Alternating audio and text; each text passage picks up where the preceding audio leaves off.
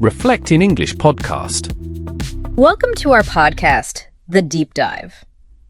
Today we're diving into something truly powerful, something that can, change your whole world, the amazing act of reading. We're going to explore the big difference between people who read regularly and those who maybe don't, and also how different kinds of books offer these really surprising, wonderful benefits. Yeah, it's fascinating, isn't it? Because picking up a book, it's not just about, getting information. It's more like opening a door. A door. Yeah, a door to new ways of thinking, new ways of feeling, even seeing yourself differently. Okay, I like that. Let's unpack this then. First up, maybe a favorite for lots of people, novels. Aha! Yes, novels. They're often pretty easy to get into, right? The stories just pull you along. Exactly. They're fantastic for that feeling of escape, getting lost in another world. But there's actually something deeper going on. Oh, Well, novels are incredible empathy builders. They let you step right into someone else's shoes.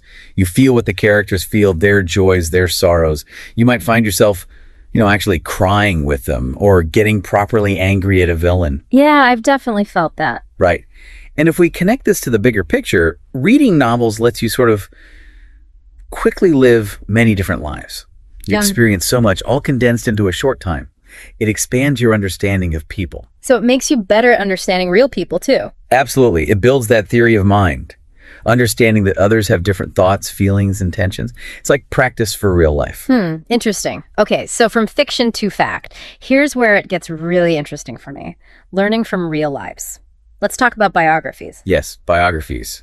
A different kind of journey. They really help us look at people from the past, understand history through their specific experiences, don't they? They do. And more than that, these real people can become powerful role models. Yeah. Their stories give us blueprints, almost. Blueprints? How so? Give us an example. Okay, well, think about someone like Sudong Po. You read his story, the ups and downs, the exiles, and you learn about optimism, sure, but also resilience, how to stay open-minded even when things are tough. It's inspiring. Right, seeing how someone actually dealt with adversity. Exactly. Or take Yang Jiang.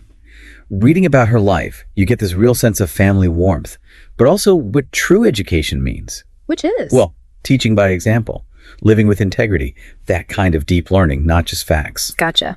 And you mentioned Lin Huayan, too. Yes, Lin Huayan, an incredible figure. You read about her and you admire her clear thinking, her independence, plus this deep love for her country and just this incredible strength of will to pursue her passions in architecture and poetry, despite the challenges. Wow, so reading these isn't just history, it's kind of personal development through others' lives. That's a great way to put it. It helps you understand your own life, your own potential, and maybe become a slightly better version of yourself. Okay, moving on. Now let's turn to a topic that might surprise you.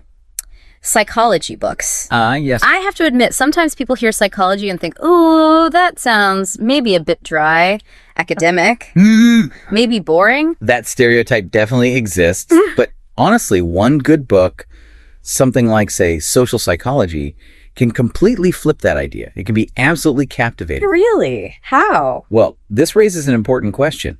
Why does this stuff matter to you, the reader? The answer is, it helps you understand yourself, your own thoughts, feelings, why you react certain ways. Okay, self-discovery. And it goes beyond that.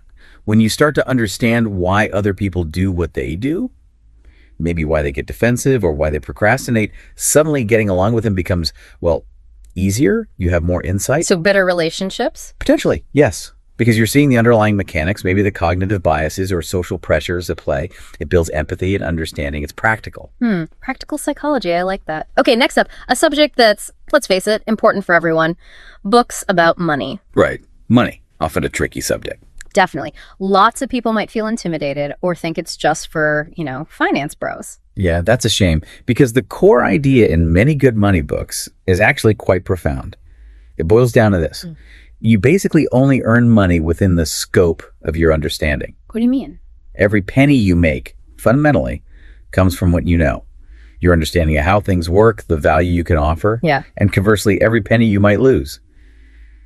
Well, that's often tied to something you don't understand well enough, a blind spot. Okay, so knowledge equals earning potential in a way. The very real way. Yeah. These books aren't just about budgeting tips. Those can be useful. They can genuinely change your whole way of thinking about wealth, your skills, your mindset. Mindset. How so? They help cultivate the right attitude. You know the old saying, a gentleman loves wealth but gets it in a righteous way.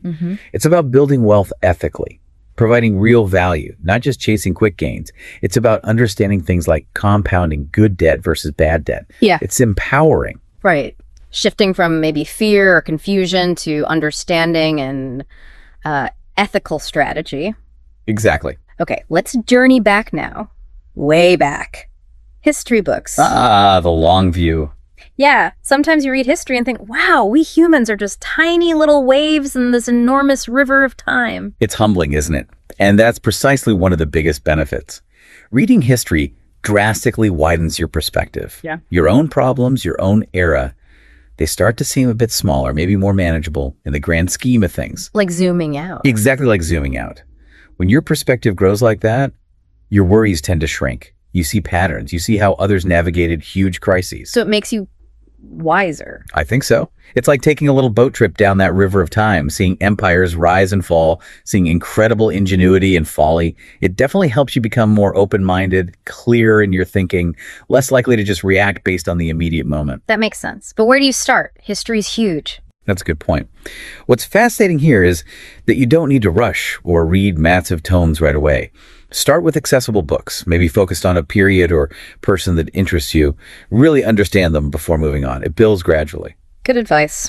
Okay, one more category. Finally, let's explore society itself with sociology books. Looking at the structures around us. Yeah, sometimes everyday things, stuff we totally take for granted, might have these hidden meanings or be part of bigger patterns, right? Absolutely. Sociology is brilliant for that. It helps you see the deeper truths, the unseen patterns behind common social situations that most people just don't notice. Like what kind of patterns? Well, things like social norms, those unwritten rules we all follow, or how institutions like schools or the economy shape our lives and opportunities.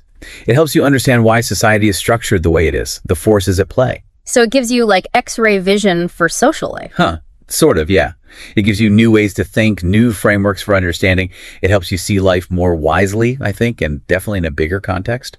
And the benefit. Well, it teaches you how to navigate society better, how to understand group dynamics, why certain trends happen, how power works. It helps you fit in, maybe, but also how to potentially challenge or change things more effectively because you understand the underlying system. Wow. Okay, what an incredible journey we've just taken through the library, basically. It really covers a lot of ground, doesn't it? Yeah, from novels building our empathy to biographies giving us role models, psychology helping us understand ourselves and others, money books changing our financial mindset, history broadening our whole perspective, and sociology helping us see the hidden rules of the game.